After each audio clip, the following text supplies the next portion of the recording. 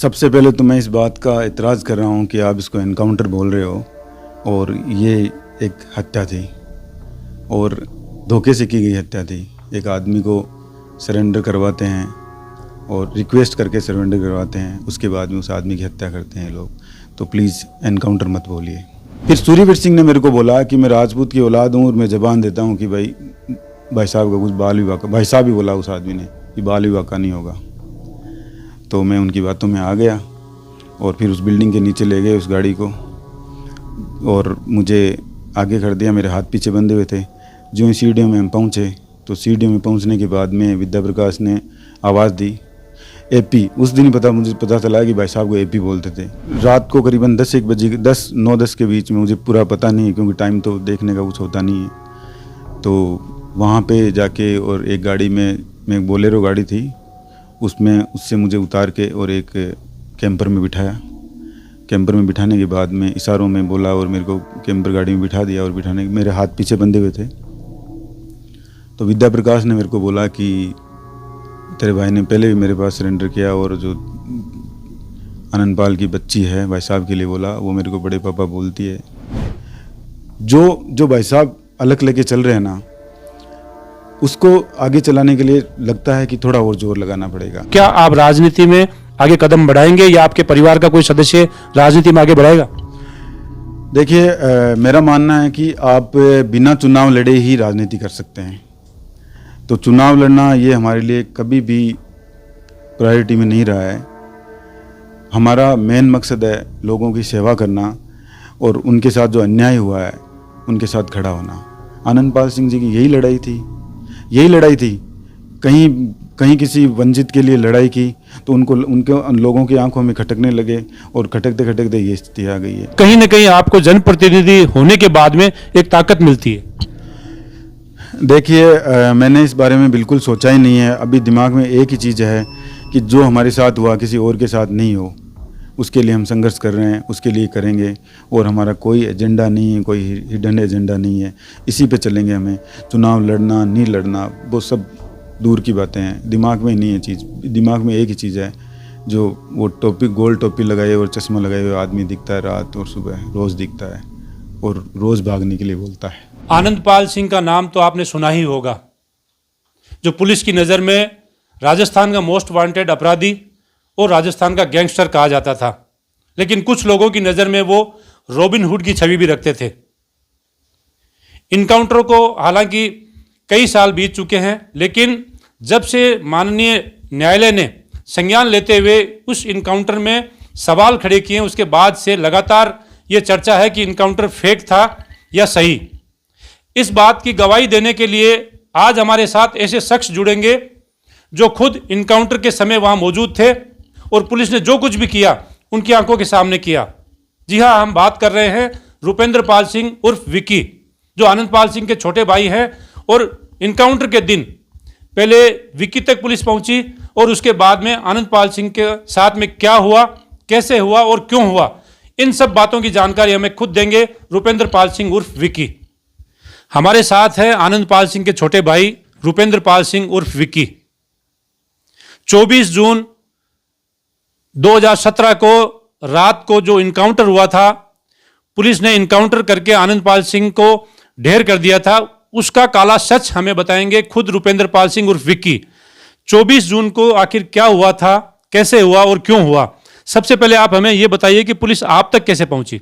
सबसे पहले तो मैं इस बात का इतराज़ कर रहा हूँ कि आप इसको एनकाउंटर बोल रहे हो और ये एक हत्या थी और धोखे से की गई हत्या थी।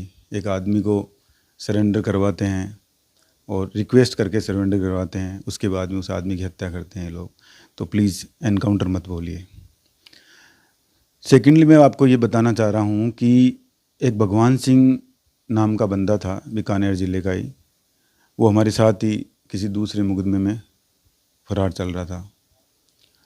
तो वो जाके और पुलिस से मिल गया और उसने जो जहाँ जहाँ हमारे हाइड आउट से उनको सबको बता दिया और पुलिस के साथ हो गया। वो पता नहीं क्या मजबूरी और क्या लालच रहा हो उसका, लेकिन उसने बता दिया।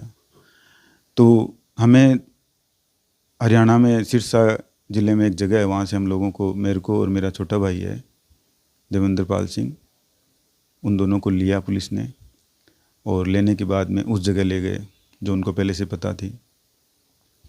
और उधर से जो मेरे बड़े भाई थे वो मालासर गांव में एक सही जगह बैठे थे।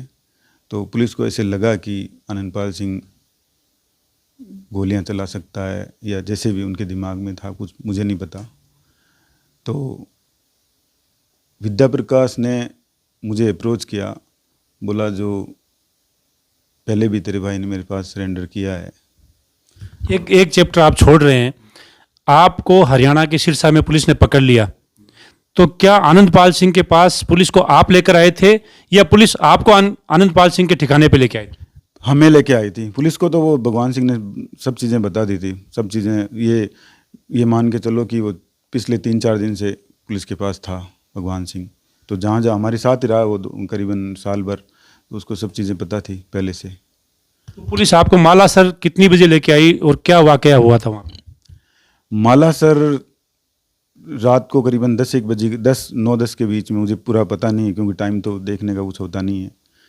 तो वहाँ पे जाके और एक गाड़ी में एक बोलेरो गाड़ी थी, उसमें उससे मुझे उतार के और एक कैंपर में बिठाया। कैंपर में बिठाने के बाद में इशारों में बोला और मेरे को कैंपर गाड़ी में बिठा दिया और बिठाने मेरे हाथ पीछे बंधे हुए थे।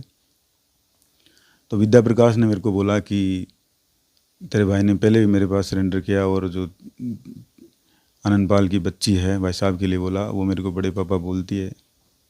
और थोड़ा मुझे भी पता था क्योंकि ये ज़मीनों का काम साथ ही करते थे पहले।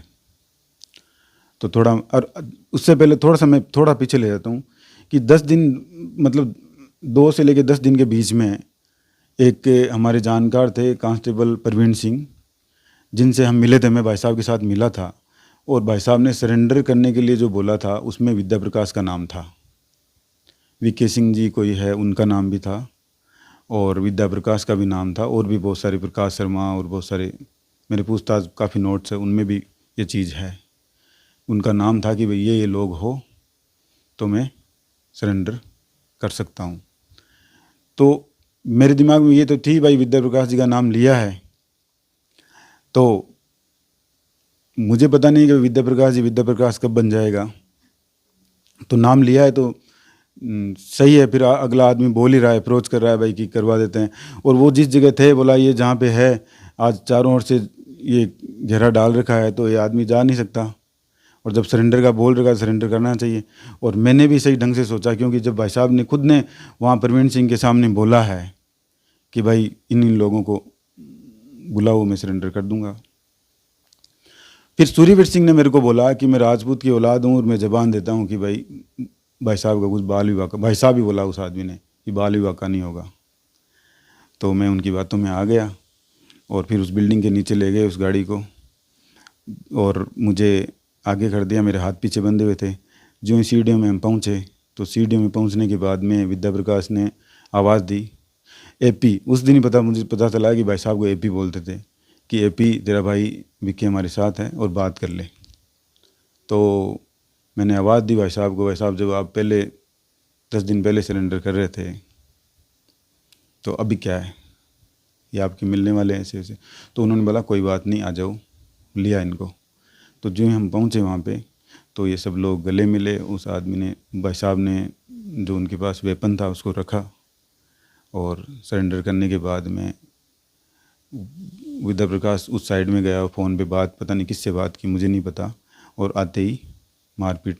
तो जितने भी लोग थे ना ये वहाँ पे, तो उन्होंने साथ में मारपीट करना शुरू कर दिया और भाई साहब नीचे गिर गए।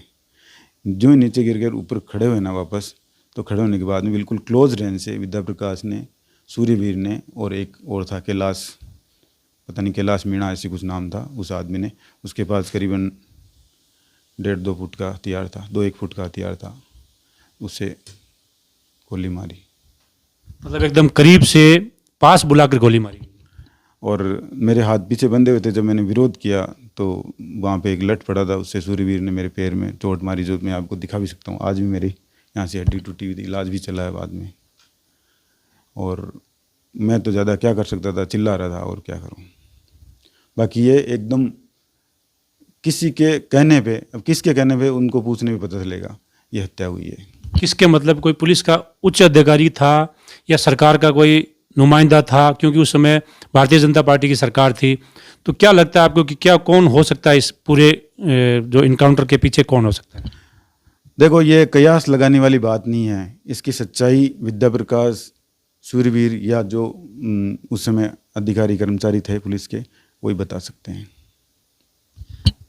आपके इनकाउंटर का जो भी एपिसोड हुआ था 24 जून को, उससे पहले मैं आपके घर पे आया था, माजी साहब ने मुझे बुलाया था और उन्होंने भी अपील की थी, हमारे चैनल के माध्यम से अपील की थी कि आनंदपाल सिंह और विक्की को मैं अपील करती हूँ कि सरेंडर कर दे। आपके घर वालों की भी इच्छा थी कि वो सरेंडर कर दे।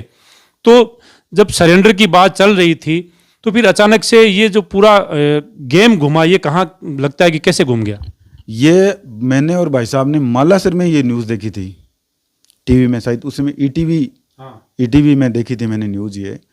और ये न्यूज़ देखने के बाद में ही भाई साहब ने ये मानस बनाया था और मेरे को यहाँ मिलने के लिए भी भेजा था घर पे, लेकिन मैं मिल नहीं पाया। यहाँ पे पुलिस का सिक्योरिटी ज़्यादा थी तो मैं आ नहीं पाया। और उस समय हम लोगों ने मानस बनाया था कि वो सरेंडर कर दे भाई साहब। और इसी सिलसिले में हम परवीन सिंह जी से मिले थे। और एक बहुत बड़ी सच्चाई बताऊँ, आज परवीन सिंह के साथ ये हो रहा है कि उस आदमी ने गलती से, जब उसको लगा कि भाई सरेंडर करा, तो उस आदमी ने अपना ऑडियो वायरल कर दिया। उस टाइम एनकाउंटर होते ही भावनात्मक हो जाता है, पुलिस में हो तो क्या, आदमी तो भावनात्मक हो ही जाता है। आज वो आदमी सस्पेंडेड है, बहुत झूठे झूठे मुकदमे लगा के उस आदमी की ज़िंदगी बर्बाद की थी। एक बात और पूछना चाहूँगा, थोड़ा सा पीछे ले जाऊँगा। सितंबर 2015 में जब आनंदपाल सिंह पेशी पर आए थे, एक मुकदमे में वो बरी हो गए थे। बरी होने के बाद में मुझे खुद को एक इंटरव्यू दिया था कि मुझे न्यायालय पर पूरा विश्वास है और मैं जितने भी मुकदमे उसमें सब में बरी हो जाऊंगा। और वो बरी होकर बिल्कुल खुशी खुशी वहाँ से वापस अजमेर जेल के लिए रवाना हो गए थे।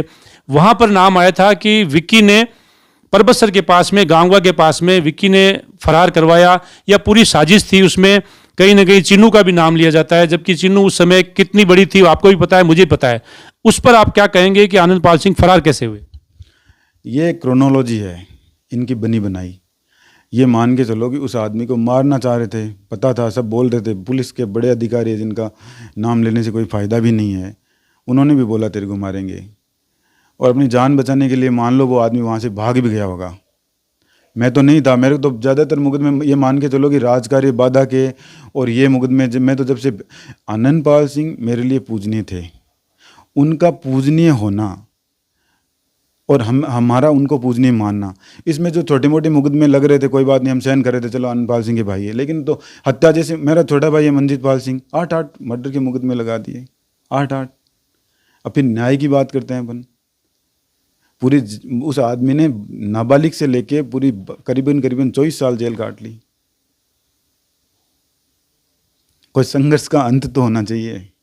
तो मैं ये बता रहा हूँ कि ये पूरा इनका एक बना बनाया सिस्टम है कि कोई भी जो पिछड़े वर्ग, जो समाज का अंतिम छोर का व्यक्ति, उस आदमी की यदि कोई मदद करने के लिए खड़ा होता है तो उसको किसी तरह से ये लोग कुचलना चाहते हैं, और उन्होंने कुचल दिया और कुचल भी दिया। और ये मान के चलो कि जब हम सीबीआई के पास गए थे और सीबीआई ने, हमें लगा हमारे पास जो जो चीज़ें थी हमने दी, ठीक है, हमें लगा कि हमें न्याय मिलेगा। और हम जो अधिकारी आए थे हमें आश्वासन भी दिया था, हमें लगा था वही हमें न्याय मिलेगा। मेरी बातों पे आज इस दुनिया में नहीं है गिरिराज सिंह जी लोटवाड़ा, मोहन सिंह जी हाथोज, रणजीत सिंह जी केंदिया और बहुत सारे लोग जिनका मैं नाम 1-2 का लूँगा, नहीं लूँगा तो थोड़ा अच्छा नहीं लगेगा। लेकिन उन लोगों ने मेरे पे भरोसा किया। मैंने बोला उनको, गिरिराज सिंह जी को, कि ये इस तरह से नहीं हुआ जिस तरह से लोग बोल रहे हैं, मेरे भाई को मारा गया है। और वो आदमी चाहे कैसा भी अपराधी हो, न्याय में सिस्टम है ना, सिस्टम बना हुआ है। आपको पता है ये जो लोगों के, जो महिलाओं पे अत्याचार हो रहे हैं, छोटे छोटे बच्चों के ऊपर रेप हो रहे हैं, उन चीज़ों को दबाने के लिए पुलिस ऐसे काम करती है, हीरो बनने के लिए। आप समझ रहे हो, ताकि उधर जो जनता उनसे पूछ नहीं ले कि आपने क्या कर दिया, वो सब चीज़ों को दबाने के लिए ऐसे काम करते हैं। 24 जून को जब जो भी जो चूरू के उस गांव में जो एपिसोड हुआ था, उसके बाद में आपको कहाँ रखा गया, कहाँ ले जाया गया? क्योंकि 24 जून को जैसे इनकाउंटर हुआ पुलिस के अनुसार, उसमें 25 तारीख से लेकर जिस दिन अंतिम संस्कार हुआ था, मेरे ख्याल से 13 जुलाई को अंतिम संस्कार हुआ था, तब तक रोजाना हम वहाँ जाते थे गांव में और नई नई चीज़ें निकल कर आती थी। कभी विरोध भी हुआ था, कई बार पुलिस ने वहाँ पर चेकिंग के नाम पर कई लोगों के साथ बुरा व्यवहार भी किया था। इस चीज़ की भी कई बार मांगे उठी थी। लेकिन जब पैरोल की बात आई थी कि अंतिम संस्कार में आपको पैरोल पर लाया जाए, उस दिन भी आपके कोई घटनाक्रम हुआ था जेल में, वो क्या था? पेरोल की मुझे वहाँ से उन्होंने पकड़ा, उठाया, वहाँ से ले जाके रतनगढ़ थाने में मेरे को लॉकअप में बंद किया। उसके बाद में मुझे और मेरे भाई को वहाँ पे हाई सिक्योरिटी जेल में डाल दिया। और वहाँ एक नया सिलसिला शुरू होता है कि वो रोज़ आते थे और रोज़ इस बात के लिए दबाव बनाते थे कि उसको मार दिया, तुम भी मार देंगे। इन बातों में कुछ नहीं पड़ा है। और राज कार्य वादा PDPP ऐसे इतने ज़्यादा मुकदमे हैं, जिसमें शायद एक में तो आपको भी पता है, इतने मुकदमे लगाए। मैं आपको बताऊं, उदयपुर जेल में मेरे पे ऐसा मुकदमा लगाया कि पुलिस अधिकारी ये बोल रहा है कि रुपिंदर पाल सिंह से फ़ोन चला रहा था। ठीक है, मेरे साथ इतनी ज़बरदस्त मारपीट हुई वहाँ पे। रुपिंदर पाल सिंह फ़ोन चला रहा था और उस फ़ोन की वो लोग FSL करवाने जाते हैं तो उस फ़ोन में सिम भी नहीं निकलती है और मैं फ़ोन चला रहा था। आप समझ रहे हो, ऐसे ऐसे झूठे झूठे मुकदमे। सूर्यवीर सिंह ने मेरे पे मारपीट का मुकदमा दर्ज कराया, उसमें गवाह देने भी नहीं आए। ठीक है, सूर्यवीर सिंह बहुत सारे मामलों में हमारे खिलाफ गवाह है, उसमें गवाह क्या IO है।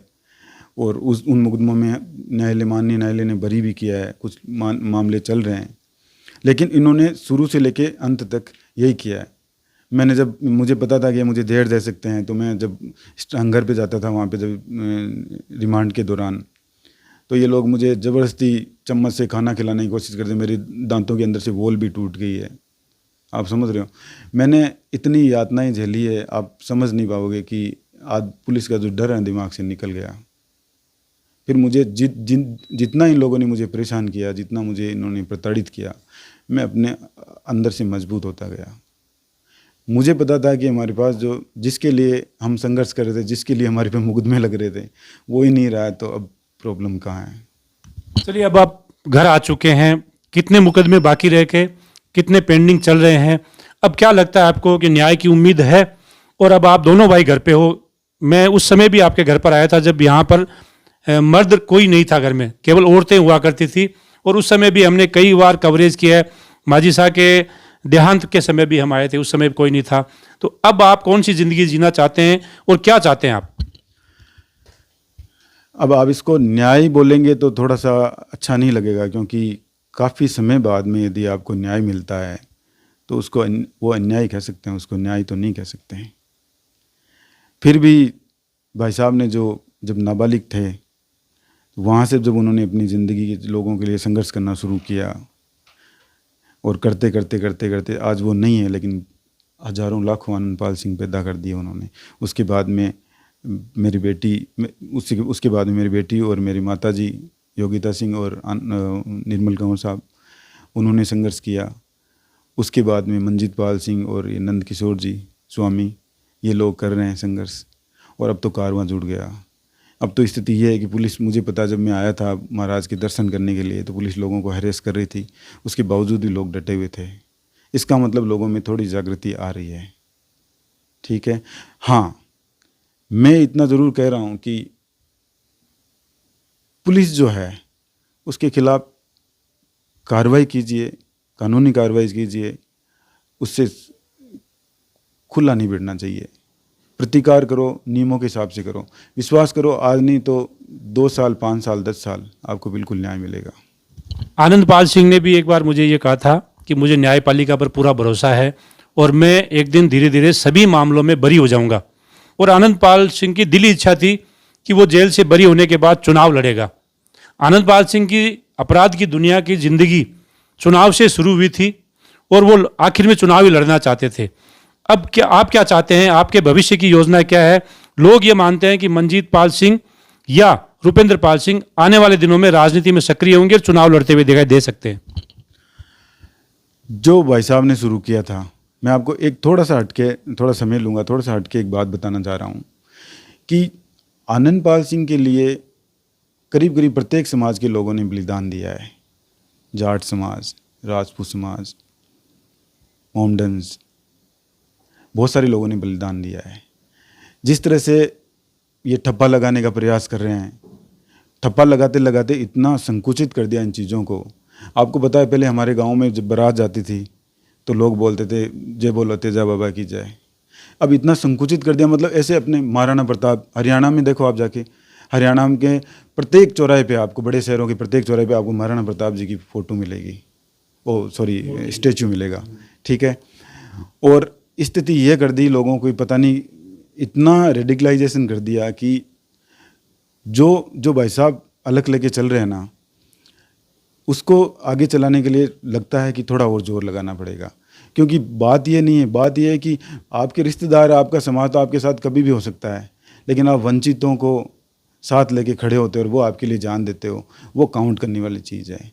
आज तक जिन लोगों ने भी सर्च करने की कोशिश की आनंदपाल सिंह को, तो गलत लोगों के पास जाके पूछा कि वो कैसा आदमी था। आप कभी गांव में जाइए, गांव में किसी गरीब के पास जाइए, कभी किसी बूढ़ी माँ के पास जाइए, कभी किसी पीड़ित के पास जाइए, वो आनंदपाल सिंह की आन लेके सोते हैं। लेकिन अब भविष्य की योजना क्या है? आप घर पर रहकर सरकार से नहीं लड़ सकते, पुलिस से नहीं लड़ सकते। आज के टाइम में दो ही हथियार है, पहला है शिक्षा और दूसरा है राजनीति। तो दोनों में से एक, शिक्षा का टाइम आपका निकल चुका है। जो भी आपने शिक्षा ग्रहण की उससे आप ऊंचा ओहदा प्राप्त कर सकते हैं, सरकार का हिस्सा बन सकते हैं, या फिर आप चुनाव लड़के सरकार का हिस्सा बन सकते हैं। तो क्या आप राजनीति में आगे कदम बढ़ाएंगे या आपके परिवार का कोई सदस्य राजनीति में आगे बढ़ाएगा? देखिए, मेरा मानना है कि आप बिना चुनाव लड़े ही राजनीति कर सकते हैं। तो चुनाव लड़ना ये हमारे लिए कभी भी प्रायोरिटी में नहीं रहा है। हमारा मेन मकसद है लोगों की सेवा करना और उनके साथ जो अन्याय हुआ है उनके साथ खड़ा होना। आनंदपाल सिंह जी की यही लड़ाई थी। कहीं किसी वंचित के लिए लड़ाई की तो उनके लोगों की आंखों में खटकने लगे और खटकते खटकते ये स्थिति आ गई है। बस ये है कि तो लड़ने का तो तरीका था, उसको थोड़ा सही ढंग से करते तो हो सकता है ज़्यादा अचीवमेंट अच्छा मिलता और अच्छी चीज़ें मिलती हमें, लेकिन अब वो तो कुदरत को मंजूर है। देखिए, चुनाव आनंदपाल सिंह ने पंचायत का चुनाव लड़ा था और वो पंचायत समिति के सदस्य भी निर्वाचित हो गए थे। प्रधान की जब बात आई, असली लड़ाई वहीं से शुरू होती है और आनंदपाल सिंह का अपराध की दुनिया में कदम भी वहीं से जाता है। ये सबको पता है और ये इस पे पिक्चर भी बन चुकी है। आम जो लोग यहाँ रहते हैं उनको सबको पता है। आपने भी एक चुनाव लड़ा था, आप भी पार्षद बन गए थे। तो राजनीति में आगे जाते जाते ऐसा क्या हुआ कि राजनीति में तो ब्रेक लग गया और आप अपराध की दुनिया की तरफ आगे बढ़ गए? भाई साहब ने जो पंचायत समिति सदस्य का चुनाव लड़ा था, उसके बाद में प्रधान का चुनाव लड़ा था, वो तो जग जाहिर बातें हैं। मैं आपको एक नई बात बताता हूँ। आज मुझे चुनाव लड़ाया गया था लाडनू से और उस मोहल्ले को मैंने कभी ज़िंदगी में देखा ही नहीं था। मुझे वहाँ पे चुनाव लड़ाया और वहाँ पे आनंदपाल सिंह के नाम से चुनाव लड़ा गया था। और स्थिति ये थी कि दोनों पार्टियाँ, बीजेपी और कांग्रेस, इतनी डर गई थी कि सामने जो कैंडिडेट था उसको टिकट नहीं दी।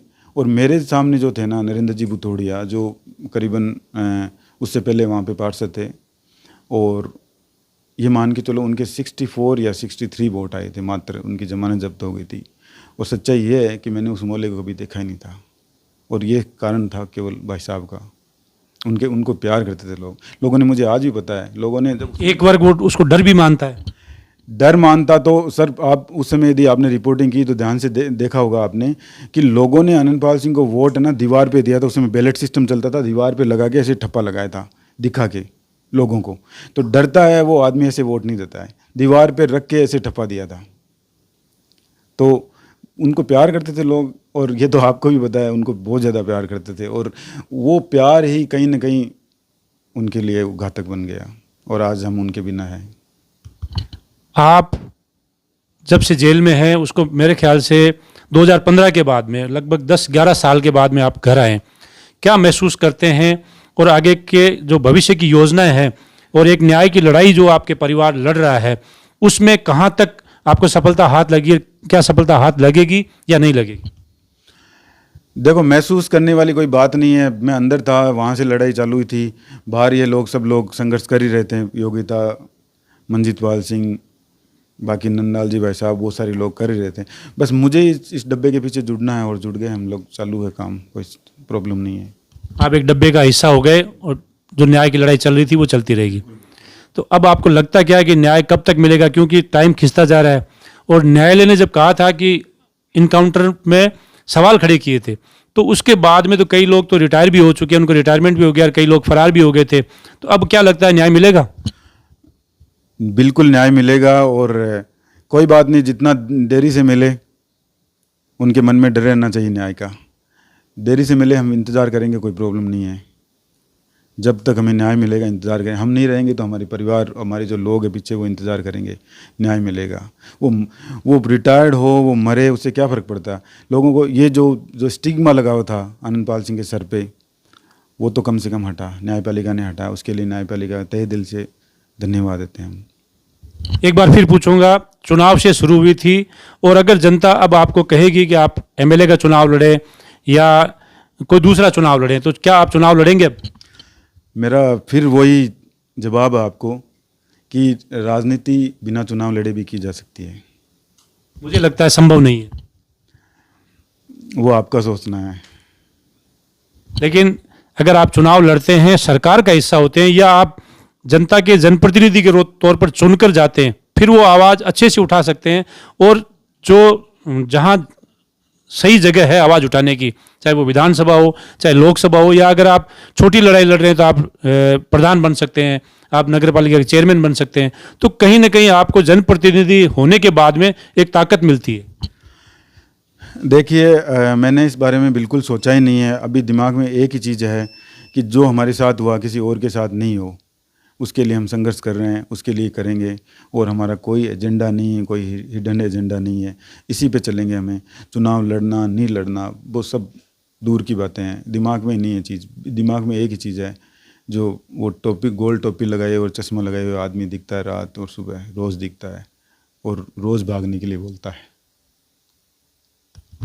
तो ये थे आनंदपाल सिंह के भाई रुपेंद्र पाल सिंह, जिनका फिलहाल कोई मकसद नहीं है चुनाव लड़ने का, लेकिन ये कहते हैं कि जनता की सेवा वो बिना चुनाव लड़े ही कर सकते हैं। अब देखते हैं कि इनकी सेवा कहाँ तक चलती है, क्योंकि आनंदपाल सिंह के जाने के बाद एक ट्रस्ट का गठन हुआ है जिसमें जो भी लोग जुड़ता है उसको आनंदवादी कहा जाता है। अब इस आनंदवादी विचारधारा में लोग कितने जुड़ते हैं और आगे जाकर ये क्या मोड़ लेता है, क्या रंग लेता है, ये भविष्य के गर्भ में छुपा हुआ है। अब देखना ये होगा कि रुपेंद्र पाल सिंह और मंजीत पाल सिंह घर आ चुके हैं और आने के बाद इस न्याय की लड़ाई को कहां तक लड़ते हैं, कहां तक ये सफल होते हैं, ये देखने की बात होगी। सहयोगी समीर के साथ हनीफ खान, डीडवाना।